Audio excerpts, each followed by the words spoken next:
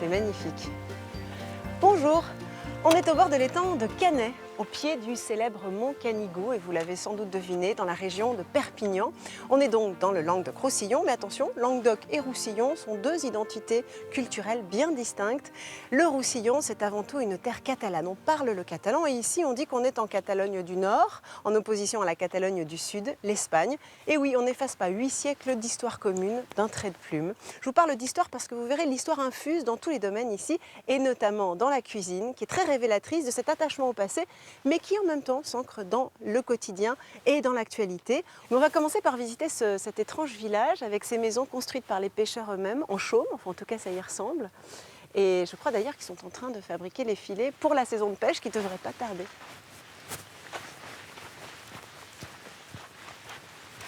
Oui. Bonjour. Bonjour. Votre prénom c'est? Jean-Claude. Jean-Claude. Moi c'est Julie. Bonjour. Bonjour. Bonjour. Yves. Bonjour Yves. Et ça, ce sont les filets traditionnels que Voilà, vous ça, utilisez c'est dans les les temps? filets traditionnels pour la pêche à l'anguille. Ah, c'est la pêche à l'anguille. C'est la pêche- ça pêche autre chose que l'anguille, mais Principalement l'anguille. principalement l'anguille. Et il y a toujours eu ce village de pêcheurs ici? Toujours, oui, toujours. Mais elles sont étranges ces maisons, on dirait des cabanes africaines. Avant, les pêcheurs vivaient dedans. Ah bon? Ils C'était leur vivaient là, maison, leurs c'était leur habitations. maison, ça, voilà. Mais parce que ces cabanes, évidemment, elles ne sont pas d'origine. Elles ont Non, été non, non, construites. ça c'était une reproduction du village. quoi. D'accord. Ça, Mais c'est plus grande. elles étaient plus grandes. Ouais, bon. Mais celles-là, elles datent de quelle époque à peu près? Vous les construisez tous les combien? Une quinzaine d'années. Et c'est du chaume alors en fait? C'est Oui, l'équivalent du chaume? c'est le roseau. C'est du roseau, c'est ça. C'est pas de la paille de blé comme Non, non, non, en non, Normandie c'est ou c'est de la paille de du seigle. chenil. Et vous venez ici depuis longtemps? Ouais, ben, moi, toute la vie, toujours. Toute la vie? Ah bon? Vos parents étaient déjà dans des cabanes? Oui, oui, oui, oui. Ah ouais? Mais ils ont habité les cabanes, Oui, vos parents? bien sûr, même Ah ouais? moi j'ai habité les Même cabanes. Sur la J'ai côte, habité les beaucoup, cabanes. tous les pêcheurs habitaient dans les Ah cabanes. oui, c'est vrai. Sur la côte, ouais. Alors là, qu'est-ce que vous faites là maintenant? Vous allez relever vos filets? Voilà, on va Voilà. relever le filet là. Je peux embarquer avec vous, vous croyez? Oui, bien sûr. C'est vrai? Allez hop, Vas-y, monte, Allez, monte. c'est vous parti. derrière, qui monte. Bon, je vous laisse avec Jean-Claude. Ouais, je suis entre de bonnes mains. Allez. Et est-ce qu'il y a des endroits spécifiques où vous posez les filets ou vous pouvez les poser n'importe où? On a des endroits, on a des concessions. Tous les ans, on fait un tirage. Hein. Mais bon, on est tellement peu que Ouais, ça se dispute pas. voilà, on a les lots qu'on veut, quoi. Et ces anguilles, vous les commercialisez comment? En direct? Il y a un marailleur pour la nouvelle qui vient nous les chercher. Voilà, avec un camion. Et là, vous pouvez pêcher autant que vous voulez, il n'y a pas de quota, il n'y a pas de taille réglementaire. Il y a une taille, oui, mais il n'y a pas de quota. Ouais, il y a des saisons de pêche. Et c'est quoi la saison en l'occurrence? Alors, de décembre à mars, c'est fermé. Vous me tenez ça? Ouais. Allez, Ah oui, dites donc, mais c'est incroyable la quantité d'anguilles qu'il y a. voilà. Vous l'avez déposé quand ce filet? Celui-là, je l'ai mis hier.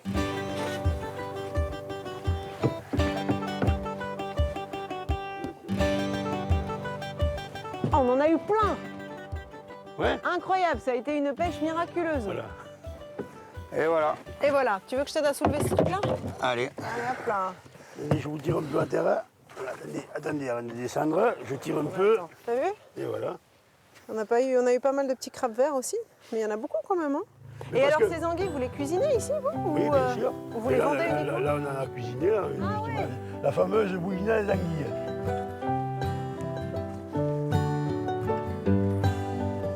Mais là, vous l'avez pas fait cuire encore. Non, elle n'est pas cuite. Là, Pommes elle de est pas terre cuite. Le point, le au-dessus. couteau. Voilà, et Ça, c'est les anguilles. Les anguilles, voilà.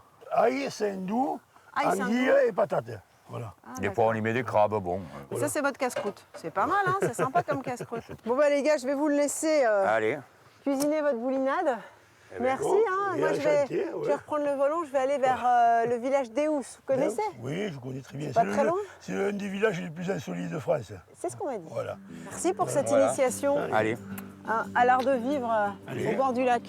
Et à la prochaine. Au revoir, il y À a la un prochaine. chanté. Avec plaisir. Allez, au revoir. Salut au les revoir. gars, merci.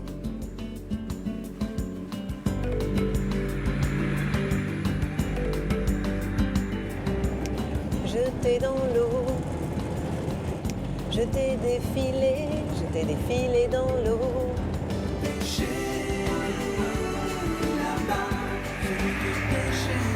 devant les poissons moqueurs. Nous voilà partis en direction du village d'Eus. Michel et Bénédicte Bachès, qui qui sont installés juste à côté. Alors attention, pardon, je croise quelqu'un sur la route et comme c'est serré. Michel, sur les terres paternelles, il a mis au point, développé plus de 1000 variétés d'agrumes qu'il cultive aujourd'hui, avec amour, avec grand soin, d'autant plus que le terroir ne s'y prête pas forcément. Donc c'est lui qui va nous expliquer tout ça.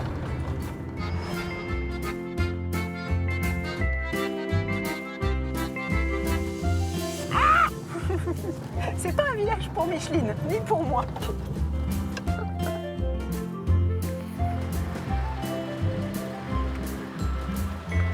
Bonjour monsieur. Bonjour. J'ai un peu de mal dans les ruelles en pente. Je cherche les pépinières Bachès, mais je sais pas du tout où c'est. Ah mais c'est de l'autre côté, hein. Il faut partir sur Prades, Oui. tout de suite après le pont, vous prenez la première à gauche, vous descendez, vous allez traverser un petit ravin là, avec un pont et un pont vert. Il y a une petite côte, tout de suite en haut de la côte, tout de suite à droite, et c'est tout droit. Et vous êtes d'ici? Oui, j'habite d'ailleurs une maison plus bas. Ah, ben, Oui, oui. et dites-moi, parce que je suis pas hyper pressée, je peux me garer quelque part et vous pouvez me oui, montrer un peu il les faudrait- points d'intérêt du Oui, il village? faudrait reculer un peu. Et reculer là, je pourrais me garer là Oui. Bon, je me mets là, hein. C'est bon Oui. là? Attention, il y a un mur de l'autre côté, hein. Ouais. Il y a un rétroviseur de l'autre côté aussi.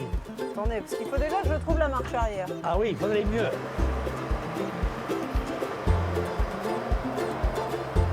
Je peux rester là Ouais, c'est bon, c'est bon. Bonjour. Voilà, bonjour. Enfin, Vous allez bien? ouais, ça va bien et vous? Ça va, Comment- ça va. Comment vous vous appelez? C'est quoi votre prénom? Jean tout court. Moi, c'est Julie tout court. On est de la Voilà. même famille. Voilà. On va descendre par là. C'est ça là? Oui. Et vous habitez le village depuis combien de temps? Depuis 48. Oula! Oui, ça fait le pays déjà. 40. Mais vous êtes né ici? Non, non, non, non. Non? Moi, je suis né à la Seu d'Urgell. Dites donc, il faut avoir de bonnes jambes quand on habite ici. Hein, Non, parce non, que non, non, je se porte bien. faut se porter Moi, j'ai bien. 84 ans et oui, je me porte bien. C'est vrai? Eh oui. Vous avez 84 ans? Ah oui, je suis né en 31. Mais 31. non.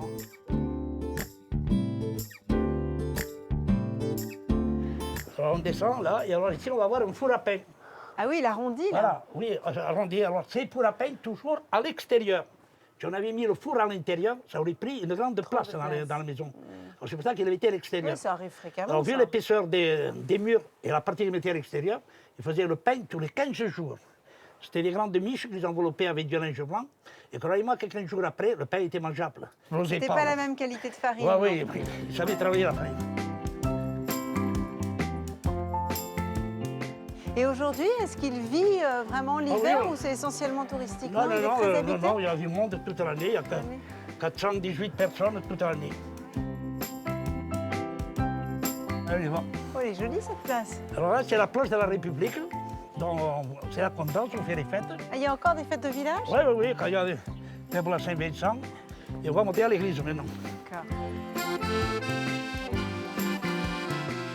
Alors, il paraît que c'est un village très ensoleillé. Ah oui, c'est un des vrai plus ensoleillés. Et On a aussi- plus de 300 jours de soleil par an. Ah oui, bah ça, c'en est un en tout cas aujourd'hui. Oui, oui, oui, oui, oui, non, non, mais là.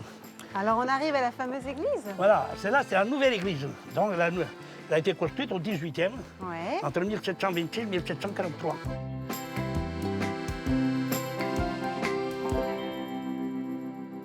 L'ancienne église, elle est où? Eh bien, en bas, vous la verrez quand vous partirez maintenant. Elle est date de 1035. C'est Donc, une ça a été millénaire. en fait l'église fondatrice du village Voilà, finalement. oui. Avant, le village était dans la Le plaine. village s'est construit au-dessus de l'église. Voilà. Le village, c'est-à-dire qu'en Enfin, bas, d'abord autour et ensuite au-dessus. ouais, comme ils se faisaient piller en permanence, Ouais, je c'est là comprends. qu'ils ont abandonné la Ils se plaine. sont Et protégés ils ont voulu en montant. construire ici tout le tour du château pour avoir une meilleure protection. Bonjour, vous m'avez appris des choses absolument passionnantes, mais j'ai quand même un rendez-vous. Malheureusement, il faut que j'y aille. Ok. Voilà, on va descendre, on va passer Allez. le passage souterrain, là. C'est l'astuce, les gens. Il y a ce passage, là, sur le passage de la ronde de la garde. Ouais. Comme ça, ils passaient d'ici, on ne C'est les voyait pas de la un vallée. chemin de Alors là, vous avez les serres de Vachette, là où il y a Ah, les c'est pépinières, là, vous voyez, là-bas, les d'accord. serres. Et Ah là, ben c'est ça la- y est, la maintenant, pépinière. je saurai me, Voilà. me diriger. Merci Jean.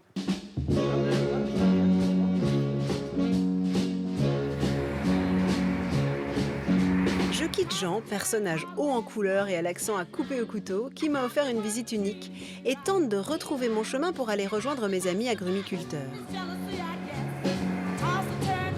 Vraiment très sauvage cette région. Alors, Prades, comme disait notre copain Jean. Et de là, j'aperçois les serres. Je sens que je chauffe. C'est le cas de le dire.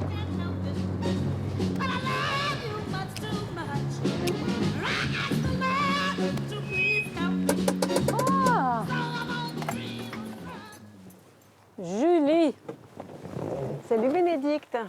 c'est génial dis de donc. te voir ici, Ben oui. dans cet univers. N'est-ce pas?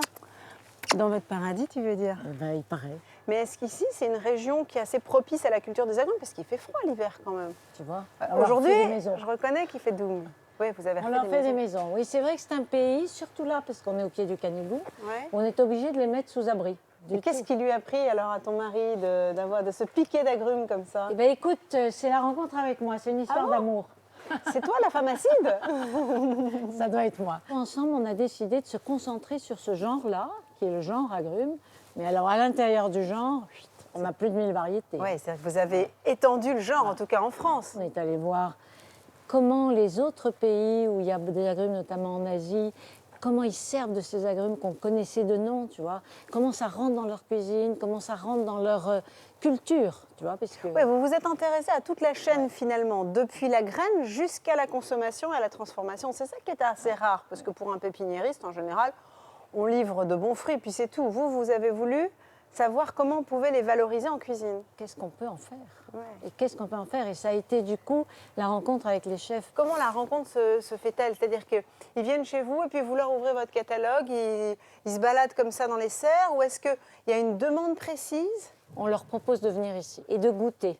Parce que si tu veux, ce qui est extrêmement important, c'est de comprendre qu'est-ce que l'écorce amène, quel type d'amertume, quel type d'acidité, quel type de douceur, jus, pas jus, écorce, albédo. Tu vois, comment ils peuvent appréhender ça avec le palais et quel imaginaire dans la cuisine ça leur donne. Et alors ça, ce sont des Du pamplemousse. Alors, Incroyable. Tu vois, ce qui est très intéressant là, c'est que tu as plusieurs années.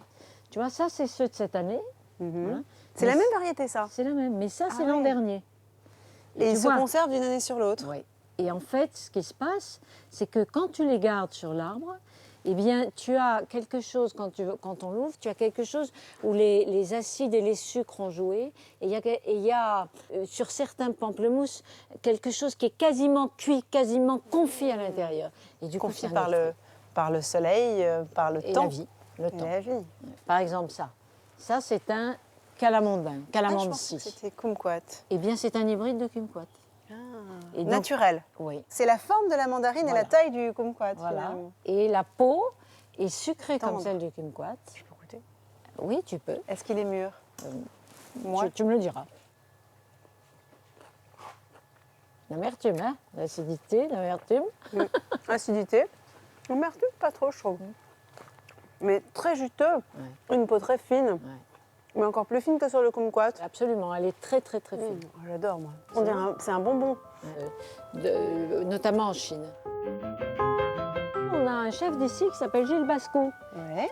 Qui Je vient t'en- accueillir ses Il agrumes. est en train de les cueillir avec Michel, Ah bah, je t'emmène. Ah comme bah ça, tu oui, vas voir ça je vais comment pouvoir se discuter passe. avec lui. Regarde, je t'emmène dans mon taxi. Ouais, c'est encore ce qu'il y a de plus pratique. Et alors dis-moi, le domaine est grand, il s'étend sur quelle surface, combien d'hectares? On a à peu près 6 hectares. C'est pas très grand, hein, et on a 2 hectares de culture. Donc tu vois les agrumes qu'on vend, Ouais. l'été on les met dehors. Et vous vendez les arbres aussi? Voilà, Parce qu'on on- parle d'une pépinière, Oui. c'est quand même l'idée. Voilà, la serre où nous étions, c'est là qu'il y avait plein de plants qui sont à la vente. D'accord. Voilà. Michel Michel On va finir Voilà. sur le... Bonjour Michel. Ouais, bonjour. Bonjour. Tu vas bien? Oui, très bien. Ça fait plaisir d'être ici. Ben oui. Bonjour. Tu vois, on est sur Bonjour, la Gilles. paille, c'est ça, tu as raison. Vous êtes sur regarde. la paille. Oui, On ça, est je me sur dis la bien, ça paille. sent les tables un peu. Ah oui, voilà. Et alors cette paille, elle sert à quoi? Ben, c'est pour augmenter l'humus, tu vois, pour augmenter le niveau d'humus. Donc on met un petit Fertilisation. fumier dessous et puis de la paille. Et au fur et à mesure, bon, il faut des années. Hein. Au fur et à mesure des années, ben, on obtient fait de de l'humus. l'humidité. Donc là, on est en train de ramasser pour Gilou le citron Gilou. C'est un citron qu'on a baptisé en son honneur parce que ce citron-là n'avait pas de nom. C'est un citron qui est chimérique. Quand je te dis c'est une chimère, c'est parce que dedans, il est orange. Ah, joli. Voilà. Et donc, On a l'impression d'une mandarine à l'intérieur, quoi, un peu. mais c'est très acide. Ah oui. Oui, mais il y a de la douceur aussi en même temps. Mais voilà, il y a peut-être un petit peux côté. goûter Bien sûr. Ah, juste croquer un- que la non, pulpe, l'écorce, voilà. non. Prends que la pulpe parce que la peau, il faut la peau, il faut la travailler un petit peu, confire, la parce que- travailler. T'as un petit parfum de mandarine quand même. Hein. C'est un peu léger mandarine. Et là, il y a un fruit ici qui est très étonnant, tu vois, Ah oui, regarde. j'ai jamais vu ça. Voilà, ça veut dire Il que est dans un ces peu citrons, gondolé comme eh le ben, cédrat. et surtout il a le côté orange qui Orange. s'est exprimé. C'est Tu vrai. vois, et alors bon, comme c'est la première fois, on va regarder ce que ça donne. Est-ce que Ah, c'est le dedans... même, mais c'est le même fruit. c'est Sur le même gilou. arbre. C'est Sur le le même gilou arbre. avec la même maturité. Ah ben regarde, tu vois là, l'expression, on va pouvoir savoir de quoi ça tire vraiment. Parce que ici, donc, on a l'albédo, Ouais, ici, le zeste, le zeste. et là, les sacs à jus. D'accord. donc, Les sacs à ici- jus. Ah, je connaissais pas ça. Voilà, c'est des, Sacs à jus. des petits sacs à jus. Espèce de sac à jus. Donc, Et là, je croque comme tout à l'heure. mais le là, manges tu comme ça. goûtes pour savoir. Là, l'expression, elle n'a pas d'acidité. Ah, Non, non. pas assez. Moi, je préfère un. Ouais, c'est très très doux. Là, c'est Trop, doux, ouais. ça n'a C'est pas vrai que ça a moins de d'acidité. personnalité. mais- C'est plus orange, quoi. Voilà. Mais Ouais. surtout, tu sais, ce qui me fascine toujours, c'est qu'on pense que tous les citrons ont le même goût. Mais il y a une telle palette. Bien C'est comme sûr. si on disait buvez un verre de vin avec ce plat. Bah, quel vin?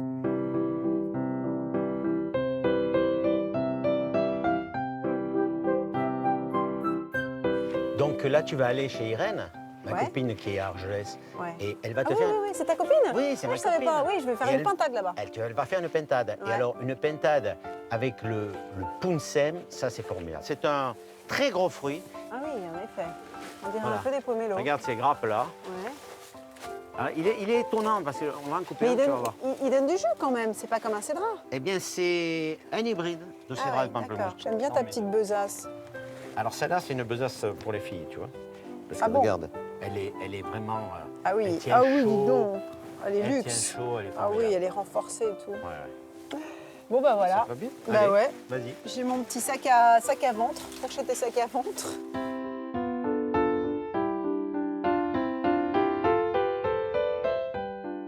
Bon, je te rends ta Eh, besace venez. peut-être. Et alors avec Irène, on va préparer une pintade, je crois, c'est ça? C'est ce qu'elle t'a Pintade. dit Pintade Punsem, citron. au punsem citron. Ouais. Et ça me ferait super plaisir si vous pouviez être là tous les trois demain pour goûter la pintade et plein d'autres choses. Julie, on ne pourra pas nous venir. Oh, On continue notre recherche. On va dans un centre de recherche à Valencia, à Valence, Ouais. en Espagne? en Espagne. Demain, on a rendez-vous là-bas parce qu'on Ah, on zut. doit, C'est on pour doit la avoir bonne de cause. nouvelles variétés. Ah, vous n'arrêtez jamais, vous? Ah, on n'arrête pas, non. On n'arrête C'est pas. Mais incroyable. on te laisse Gilles. Ah bah Gilles, Gilles, bienvenue. Avec Gilles, plaisir, c'est vrai? il nous fera un Tu retour pourrais sur la t'extraire de pintade. ton service? Ouais, sans problème. Ah, ça me ferait plaisir.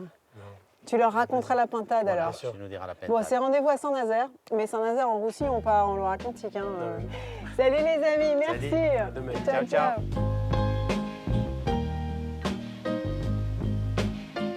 En route pour Argelès-sur-Mer où m'attend Irène pour découvrir sa pintade acidulée.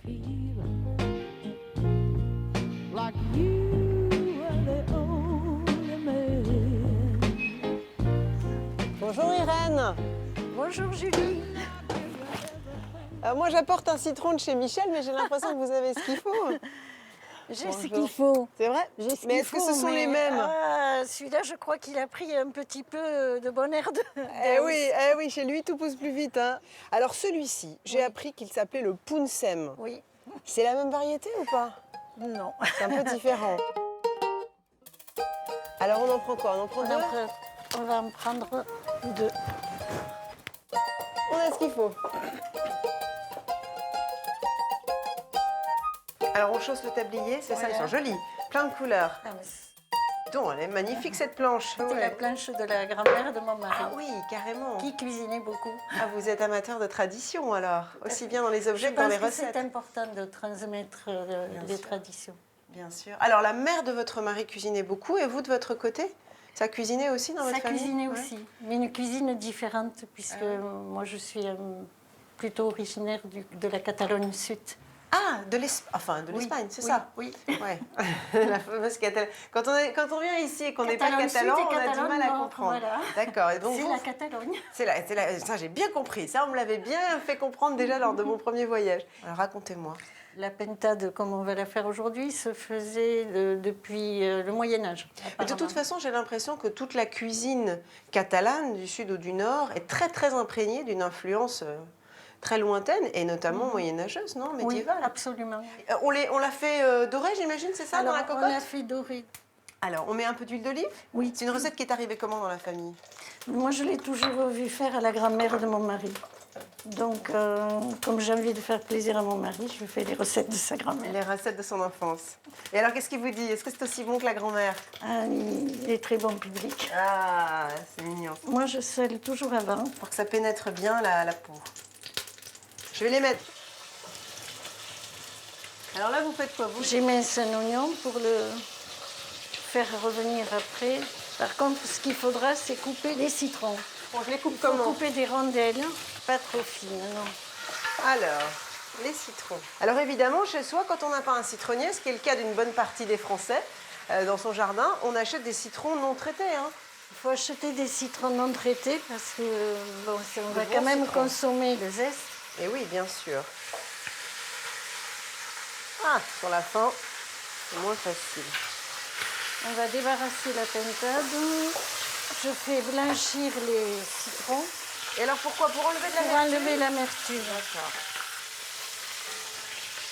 Donc je vais les laisser blanchir d'abord 2 minutes à partir de l'ébullition. Et après je vais jeter l'eau, je vais remettre de l'eau et on va les laisser blanchir 5 minutes de plus. À nouveau. Oui. Ah, il y avait une pince adaptée. Là on va mettre les Oignon oignons. et le lard qui est quoi? Salé plutôt que fumé, c'est ça? C'est non pas du lard, c'est du jambon. Ah d'accord, c'est du jambon sec. Oui. D'accord. Donc là je fais les zestes de puncel. Si on n'a pas de punsem, qu'est-ce qu'on utilise à votre avis? Un Zeste de pomelo? citron aussi, du cédrin. On peut essayer peut-être, à mon avis, avec du pomelo non traité aussi. Oui. Ça peut donner À partir un- du moment où on désamérise. Voilà, en c'est ça. Alors là faisant aussi, les- vous allez voilà. désamériser dans votre eau bouillante. Mais c'est vite fait. J'aime bien. Non, mais ça, c'est très... Oui, non, c'est sûr que c'est vite fait, mais c'est vite fait quand on connaît, quand on a l'habitude. Voilà. Mais j'aime- On va c'est- remettre on peut remettre les original. morceaux de pintade. Maintenant, je vais déglacer au rancio. Ça, c'est vraiment local, alors, le rancio. Oui. Hein. Et celui-là, il vient d'à côté. Je peux sentir? Il vient de Coyour. C'est un vin qui a une petite oxydation. Il Oui. est très bon. Hein. Absolument. Un vin sec est rare dont la fermentation est achevée en milieu oxydatif, à savoir en plein air, dans des tonneaux non remplis. Il se caractérise par des arômes de noix, de réglisse, de torréfaction, de pruneaux ou encore de cacao. À goûter. Ça me paraît très très bon, ça. Je trouve que ça se présente très bien. Alors là, tu es en train de faire confire tes citrons et tes zestes avec le miel. Je déglace avec un petit peu de vinaigre. C'est vrai que la cuisine médiévale a toujours été très acide. Alors, Là, on va rajouter le bouillon. Ah, dis donc, mais ça, c'est un bouillon complet, ça peut faire une soupe. Qu'est-ce que tu as mis là-dedans? De l'ail? Alors, j'ai mis une tête d'ail. Non. Comment Moi, j'ai voulez-vous fait- croire les Catalans? Alors ça fait une Non, tête. non, là, ça... Je vais te dire, j'adore l'ail, ça me fait pas peur. On laisse alors mijoter 20 minutes avant d'ajouter le citron confit. Profitons-en pour prendre en note cette recette aux saveurs ensoleillées de la Catalogne. Pour la pintade aux agrumes et à l'ail façon Irène, prenez une pintade fermière découpée en morceaux, une tête d'ail, 2 citrons non traités, un citron punsem ou pomelo ou tout simplement un bon citron pour son zeste, 2 gros oignons, 2 carottes, 50 g de jambon sec, 2 feuilles de laurier, 2 brins de thym, 2 clous de girofle, une bonne cuillerée à soupe de miel, de l'huile d'olive et un grand verre de rancio sec. Bonjour, vous êtes Bernard. Bonjour Bernard. Bon, alors, du coup, Irène cuisine, vous mettez la table. C'est un duo bien rodé, hein? Voilà. Alors voilà la pintade qu'on vous a mijotée, rien que pour vous. Vous la connaissez cette pintade? J'ai l'impression qu'elle... Depuis mon enfance. C'est ça, c'est la pintade de la grand-mère. Absolument, c'est la pintade de la grand-mère. Et Vous ensuite, voulez pas vous asseoir? c'est-à-dire, il y a une responsabilité énorme, c'est de trouver un vin qui accompagne le plat. Alors là, aujourd'hui, vous nous servez quoi, du coup? C'est un rosé, le rosé des cimes, alors ce sont des vignes d'altitude, 550 mètres. C'est l'endroit le plus haut où on produit du rosé chez nous. Chez vous. Ah oui, ça fonctionne bien avec le citron. Oui. Très bien. Et ça retire beaucoup du sucre du vin. C'est étonnant, il paraît très peu sucré alors qu'il n'est pas moins qu'un autre. Non. Mais ah oui, c'est amusant comme quoi le plat et le vin créent encore une autre saveur Une autre propre. saveur. Et quand on trouve la note, l'harmonie, Eh oui. alors là, c'est Eh oui, bien la sûr. plénitude. En tout cas, c'est délicieux. Puis alors, la petite note de jambon, là, un peu craquant, les carottes, ça apporte de la couleur. C'est délicieux. Alors, si par hasard, vous pouviez rajouter quelques morceaux de pintade, quelques citrons, et si vous êtes libre demain pour célébrer les traditions catalanes à table avec ce plat et d'autres, ça me ferait très plaisir. On va se retrouver à Saint-Nazaire, vous connaissez? Oui. Et voilà, vous êtes les bienvenus. Vraiment avec plaisir. Ah, bah, tant mieux, ça me fait plaisir. Si tu vas à Perpignan, il il y a quelque chose qui est vraiment à voir, c'est l'atelier du grenat. Bon, le grenat est une pierre qui était... Alors ça, c'est du grenat, du coup? Voilà, ça c'est du dis donc, grenat. c'est magnifique. Alors ça c'est du ta grenat. bague aussi. Et ma bague aussi. Donc là Très, c'est très une belle. marquise. Et là c'est la croix badine qui me vient de la grand-mère de Bernard. Les boucles d'oreilles, c'était Ah, dis donc, l'arrière-grand-mère. la grand-mère, elle a laissé des traces, hein? Qu'à cela ne tienne, cap sur Perpignan où l'on retrouve Maxime dans son atelier bien affairé à travailler cette pierre, véritable symbole catalan. Après plus de 15 années plongé dans l'univers de la haute joaillerie, Maxime décide de quitter la place Vendôme pour se rapprocher de ses racines et prendre la relève de son père, lui-même spécialiste du grenat. Au départ, cette pierre fine semi-précieuse est utilisée en joaillerie depuis l'Antiquité. Donc au départ, le grenat se trouve à l'état brut, hein, une fois extrait de la roche.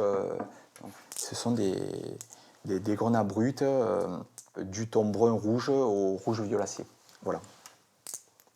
Mais le grenat, tout d'abord, se trouvait aux alentours du Canigou, hein, notre chère montagne catalane. Et actuellement, c'est vrai qu'on peut toujours en trouver, mais les pierres viennent la plupart du temps de Madagascar. C'est taillé exclusivement taille Perpignan, dite taille rose. Sa particularité, c'est que la facette est plate d'en dessous et facetée par le dessus. Le minéral ainsi taillé optimise la réflexion de la lumière, puis est mis en valeur grâce à un méticuleux montage. Tout commence par la création d'un croquis, un dessin gouaché, qui permet la conception du chaton, la monture qui va accueillir la pierre. C'est ainsi que, sous les doigts experts de Maxime, les parures prennent vie. Boucles d'oreilles, bagues, pendentifs ou broches. Les bijoux traditionnels d'ici, en particularité, nous avons la croix badine, qui est un emblème ici. C'est le bijou phare du grenat de Perpignan, puisque les croix badines se transmettent de génération en génération. Et les bigatanes, les fameuses bigatanes de Saint-Laurent-de-Cerdan. J'ai un métier en or, comme on dit, un métier exceptionnel, et rien que déjà de vivre de sa passion, c'est quand même quelque chose au quotidien de formidable. Un artisanat reconnu puisqu'il ne semble pas exister une famille qui ne se transmette ses parures, comme nous l'a prouvé Irène. Laissons Maxime à son sertissage pour filer découvrir une seconde recette. En traversant Perpignan, c'est un voyage dans le temps des conquérants espagnols qui s'offre à moi. L'architecture en est le témoin vivant avec ses fortifications et son castillet. Ancienne porte principale de l'enceinte de la ville, édifiée en briques et en marbre de Baixas.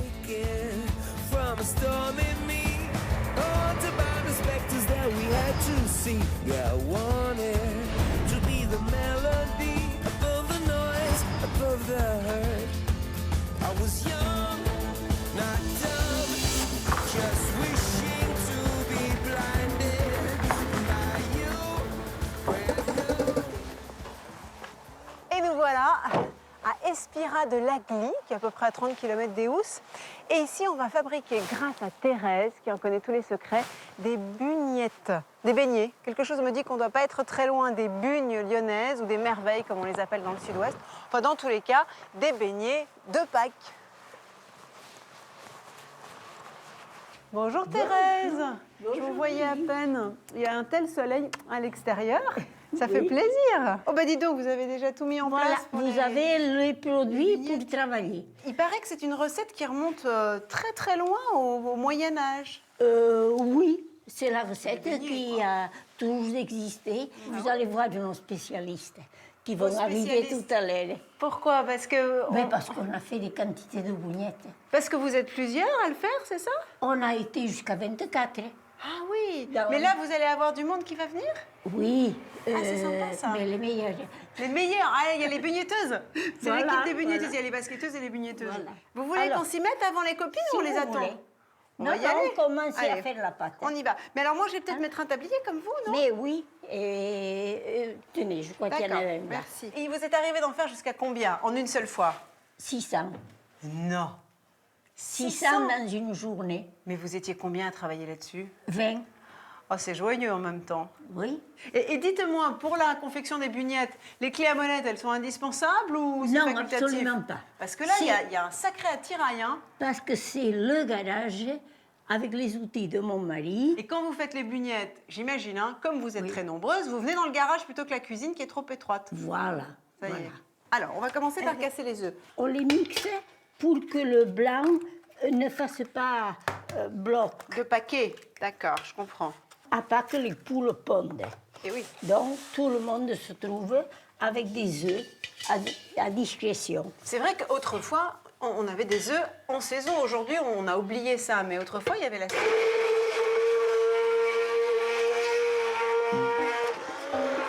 Ça suffit. Et pour continuer cette pâte à beignet, nous y ajoutons du sel, du sucre, des arômes de vanille, d'eau de fleur d'oranger et de l'essence de zeste de citron. C'est confirmé, nous sommes bien dans le pays des agrumes. À son tour, le beurre fondu à feu doux avec un peu d'eau y trouve sa place, ainsi que la farine. Et à présent, la farine. Non. Non, à poignée. D'accord, je vais laisse faire. Chacune, une poignée? Oui, allez-y. Allez, une poignée, moi j'ai les mains propres. Faites-le. Alors, les Une poignées, poignée. Et après, vous touillez un peu. mais avec la main? Oui. D'accord. Allez-y. Alors là, expliquez-moi, pourquoi faut-il rajouter la farine petit à petit plutôt que la quantité finale? Eh bien, parce qu'il faut l'incorporer, la farine. D'accord. Et puis parce que ça se fait un peu à l'œil, c'est ça? C'est-à-dire que c'est pas toujours la même quantité? Allez-y. Non, c'est la pâte qui commande la farine. À ce stade, on met la levure. Ah d'accord. Là, on est quoi? À peu près à la moitié de l'ajout de la farine? Un peu plus? À peu près. À peu près. Ah, dites donc, ça fait les muscles, hein, votre recette. Quand vous devez en faire 600, le soir, vous dormez bien, hein? Mon critère, c'est quand ça ressemble aux fesses d'un bébé. Ah, voilà les bugnetteuses. Bonjour. Les assistantes. Pardon, je suis un peu enfarinée déjà. Bonjour. Bonjour. Oui. Ah, bonjour. Thérèse, bonjour. Alors, votre prénom, c'est? Josie, bonjour. Morissette. Bonjour, Morissette. Bonjour, Julie. Ah, dites donc, c'est une sacrée équipe. Bonjour. Hélène. Bonjour, Hélène. Bonjour, Thérèse. Ah, vous allez pouvoir nous dire si on a bien travaillé, hein, parce que... Dépêchez-vous de mettre vos tabliers. Oui. Allez, bien, chef. D'allumer le feu. Et d'allumer le feu. Est-ce que vous avez déjà distribué les rôles? Il y a la cuiseuse, il y a les étireuses, il y a la sucreuse. Mais non. Oui, chacune a son rôle. Mais c'est comme ça partout ou c'est que chez Thérèse, dans la On région? ne sait pas, parce que nous, nous ne connaissons que Thérèse. Ah, il n'y a que Thérèse. Ses bouillettes. On va plus ailleurs. Exactement. Ma place est où? Vous voulez que je fasse quoi? Toutes. À toutes les places? Et oui, vous essayez. Alors, on met dites-moi. une goutte d'huile, à peine, hein? Hop. Merci. Voilà. Tac. Alors, pour que la pâte N'attache pas. n'attache pas au plastique. Ouais. Et alors, là, Et on on la l'emballe. ferme et on la met à chauffer. Une technique à laquelle je ne m'attendais pas. Elle est mise au bain-marie à environ 45 degrés pour qu'elle tiédisse et faciliter la fusion des ingrédients, avant de reposer 3 heures durant. Heureusement, Thérèse avait pensé à en préparer une à l'avance. Oh, elle est belle. Voilà. Alors, voilà la pâte. Et alors, les morceaux de pâte, on les prend, il faut les tirer. Est-ce qu'il y en a une qui est prête? Et là, tout le monde au travail. En randonnion, c'est maintenant que le genou intervient. C'est parti, au genou. Je vais rafistoler, ça ne verra rien. Zut. Qu'est-ce que vous en pensez, Thérèse? Oui. Ça va ou c'est pas assez? Oui, mais vous pouvez continuer. Je peux faire Non, mieux non, fin encore. continuez. Ah d'accord. Ouais, c'est vraiment un travail de, j'allais dire de dentelière, de drapière, je sais pas, mais c'est très précis, hein, très méticuleux. Yeah. Je termine celle-là et je vais voir la cuisson. Bien sûr.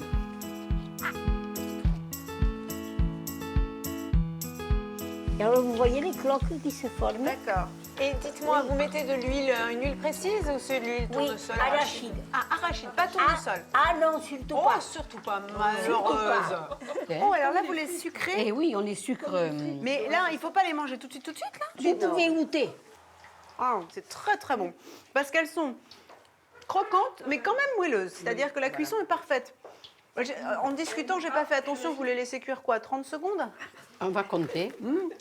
C'est la couleur. Bon. Je vous fais un petit bisou, vous êtes trop mignonne. Oui, parce que le mérite. Bah, vous savez quoi? Il y a beaucoup de gens, dont ceux qui nous regardent, qui vous regardent, qui ont très envie d'être votre ami en ce moment. Pendant que les bugnetteuses s'activent dans la bonne humeur, je prends en note la recette des bugnettes catalanes de Thérèse. pour 1 kg de farine, prenez 9 œufs, 125 g de beurre, de la levure chimique, une pincée de sel, une cuillerée à soupe d'essence de citron, 1 décilitre d'eau de fleur d'oranger, une cuillerée à soupe d'essence de vanille, une autre de sucre et 1 litre d'huile d'arachide. Bon, ce n'est pas tout ça, mais il nous reste une bonne cinquantaine de bugnettes à préparer, dont une partie viendra demain compléter la tablée du banquet. Et c'est dans ces effluves d'agrumes et de vanille que ma première journée en pays catalan s'achève.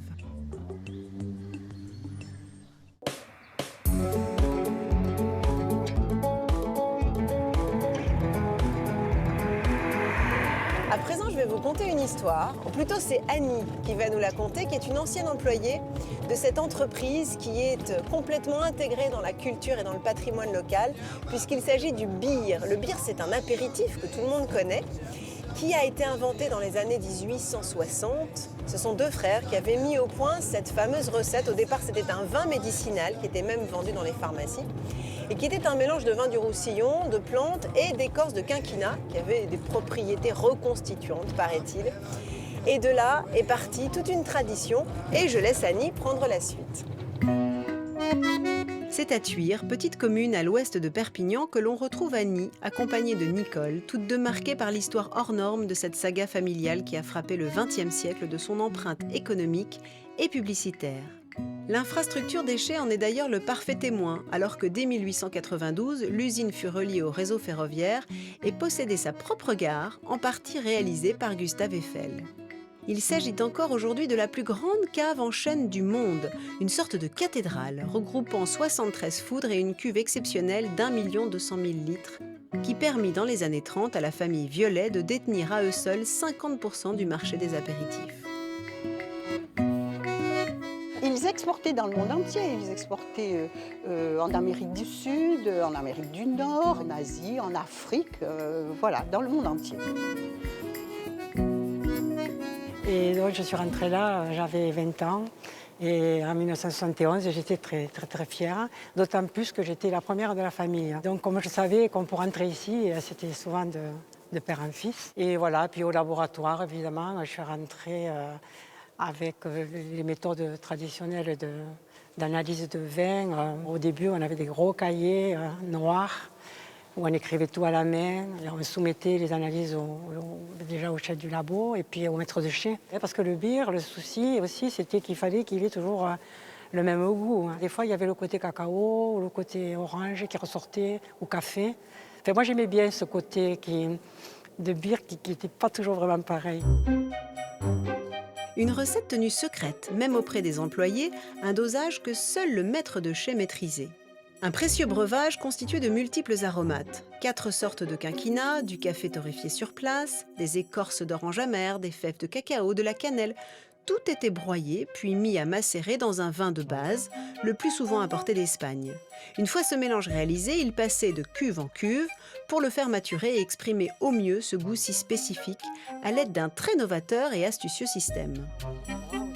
Alors, cette machine, c'est un tableau centralisateur qui a été imaginé et réalisé par Jacques Violet en 1926. Ce seul tableau permet d'activer toutes les étapes de la fabrication de toute cette cave qui contient quand même 70 foudres. Moi, je l'ai connu en activité et ça fonctionnait.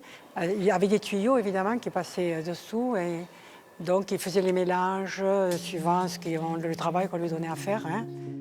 Une machinerie qui permettait de tout gérer à distance et qui a fonctionné un siècle durant. On pourrait d'ailleurs encore l'utiliser. Mais désormais, les cuves sont vidées et l'usine est devenue musée pour garder la mémoire d'un patrimoine cher à la ville de Thuir.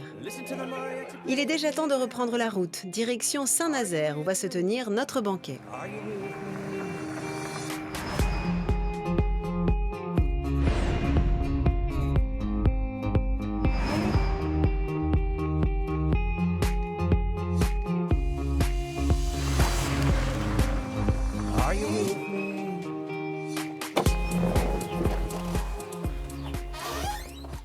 Alors nous voilà à la ferme du Bio-Sillon, qui est installée à Saint-Nazaire, le fameux Saint-Nazaire. Et ici, on va rencontrer Nicolas et Corinne qui s'occupent de la ferme. C'est une ferme pionnière puisque ça a été l'une des premières à cultiver en bio. Et non seulement en bio, mais en biodynamie. C'est le papa de Nicolas qui avait installé la ferme dans les années 60. Et aujourd'hui, Nicolas a repris le flambeau. Son épouse, elle, est enseignante. Mais enfin, ils font vraiment bloc et vous allez voir, lui, il produit, il est en polyculture, donc beaucoup de fruits et de légumes différents, des arbres également. Et elle cuisine. Et elle va nous cuisiner un plat évidemment local, l'ouillade. Et ensuite, on fera notre banquet. Quel programme! Oh, mais en plus, on est accueillis par le panier du maraîcher. Oh, c'est joli ça. Alors. Bonjour Corinne. Tu m'avais vu arriver au loin. Il faut dire qu'elle fait du bruit la voiture. Dis donc, il est vachement joli ton panier. C'était pour le panier. Pour c'est l'ouillade. pour la recette, voilà. C'est pour notre ouillade. C'est quoi? C'est ton mari qui t'a livré le panier? Exactement. Bon. Petit marché sur place. Oh là là, comme c'est joli, avec les bouquets suspendus, séchés, c'est magnifique. Bienvenue C'est dans magnifique. notre petite cuisine. Ah oui, dis donc, petite, j'aimerais bien avoir une petite cuisine comme ça. Elle est superbe, vraiment. Donc nous, aujourd'hui, on cuisine l'ouillade. Le nom de l'ouillade vient du plat qu'on utilisait pour faire cette recette. Le plat traditionnel. Voilà, donc c'est une cocotte, souvent en fonte, noire, qu'on suspendait dans la cheminée et elle cuisait longtemps, doucement. Et plus elle cuit doucement, et plus elle a de saveur. Voilà.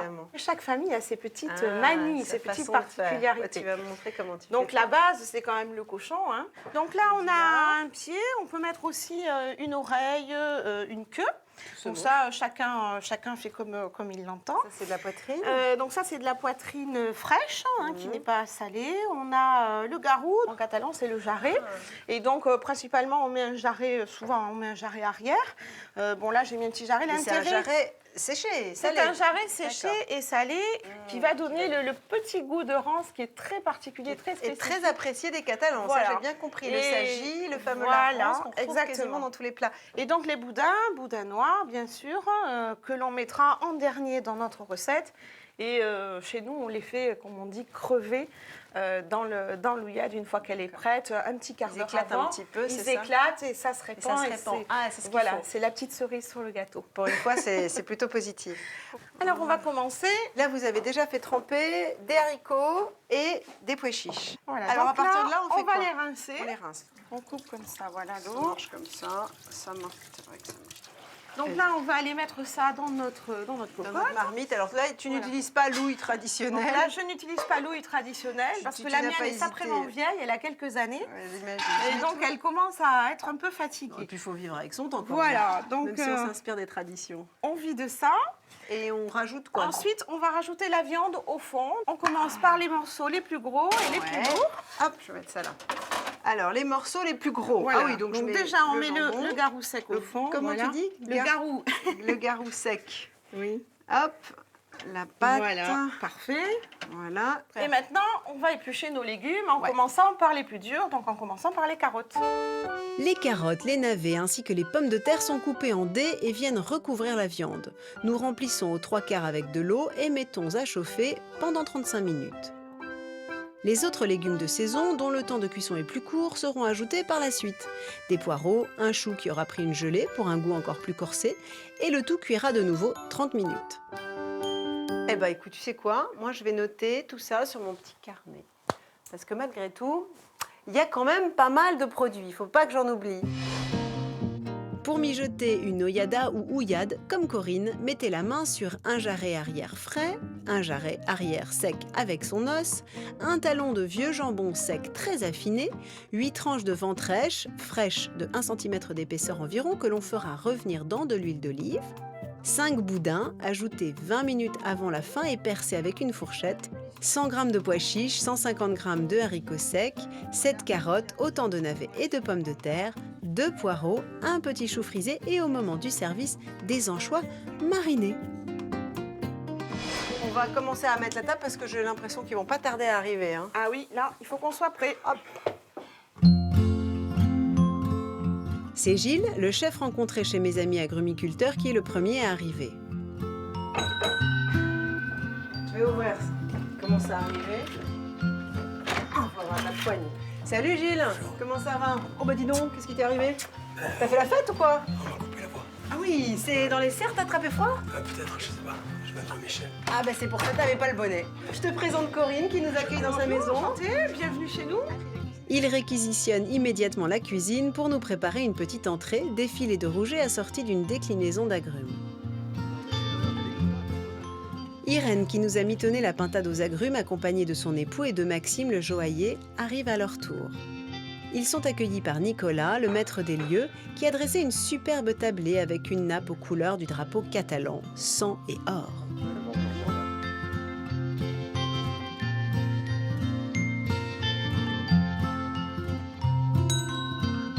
Dernier coup de sonnette, Thérèse et sa fille, les bugneteuses, sont venues avec une vieille amie que Thérèse tenait à me présenter. Alors, bonjour, bonjour. C'est Eliane. Oui. Bonjour Thérèse. Eliane, c'est la grande spécialiste de toute la cuisine catalane. Ah, d'accord, vous avez écrit des livres? Oui. Une petite soixantaine. Oh mon Dieu, c'est pas vrai. Vous êtes une historienne de la cuisine alors. Oui, Ah ben, on est très très heureux de vous avoir à notre table, c'est une bonne idée.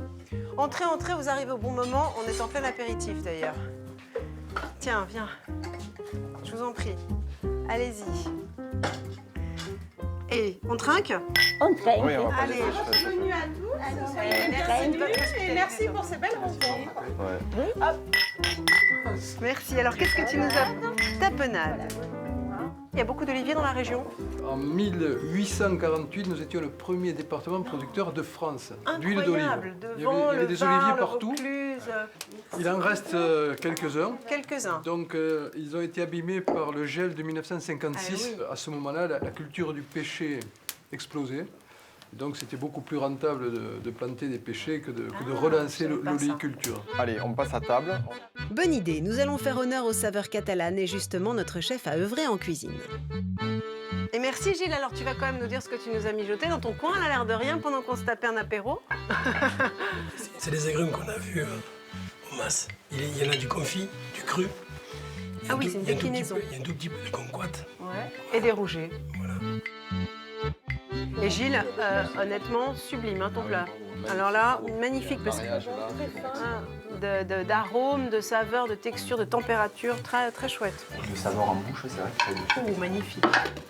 Alors justement, on continue dans les agrumes avec la pintade à la catalane d'Irène. Thérèse, est-ce que je vous sers? Si vous voulez. Si vous voulez, si vous voulez. Quand on parle de plat à la catalane, pintade ou autre, spontanément, on associe la tomate, C'est un scandale. le poivron. C'est un scandale un scandale très parisien. C'est un scandale parisien, mais qu'est-ce qu'on vous a fait? Mais je sais pas. Mais nous, on n'y Je sais connaît pas. rien à la cuisine, de toute façon. Alors, qu'en pense la spécialiste? C'est parfait, l'équilibre est bien respecté, c'est très très bon. C'est la cuisine de l'aigre doux. C'est vrai. Donc il faut Les Chinois vous ont réaliser tout un piqué. équilibre entre l'aigre et le doux. Attention, chaud devant. Oh là là, magnifique, j'avais pas vu le dressage. Voilà. Waouh. Oh là. L'oyade. Alors comment on dit? Oyada? Oyada. Chez mes grands-parents, on servait avec les anchois. Après, Ouais. tout le monde ne fait pas pareil. Mais nous, on avait l'habitude de manger avec les anchois. Et Nicolas, alors, la différence entre le bio et la biodynamie?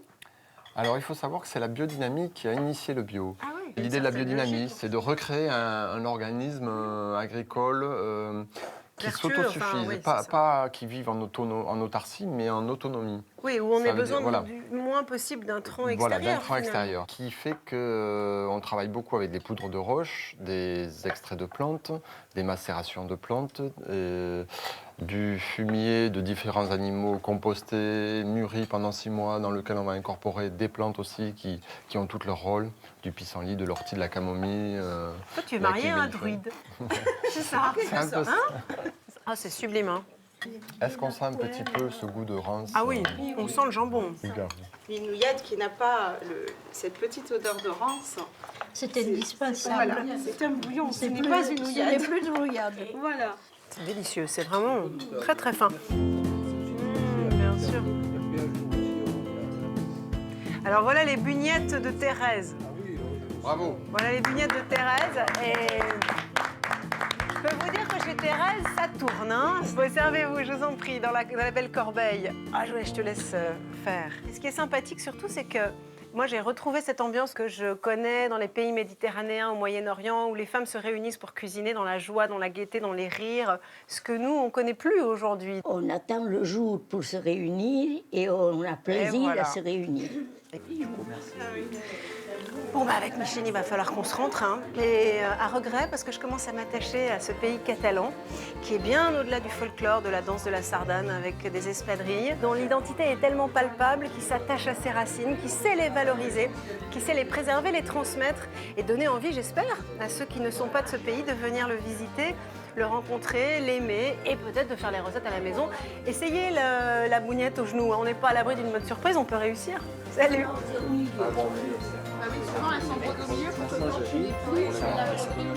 Ah, vous avez fait un slip. C'est un genre. Je fais ce que je peux. Morissette, elle était très inspirée. Je rêve d'eau et d'océan, l'océan. Vous savez pourquoi? C'est vous les femmes qui les faisaient? Qui fabriquions les tuiles? Oui. Non, c'était sur la cuisse. Ah, je le sentais Oui, oui. venir, c'était moulé Ah oui. sur la cuisse. Donc, Qu'est-ce on qu'on va faire ferait un sans la rôti. cuisse des Catalans, non? Ah oui, oui, ils travaillaient beaucoup à l'époque. Hein.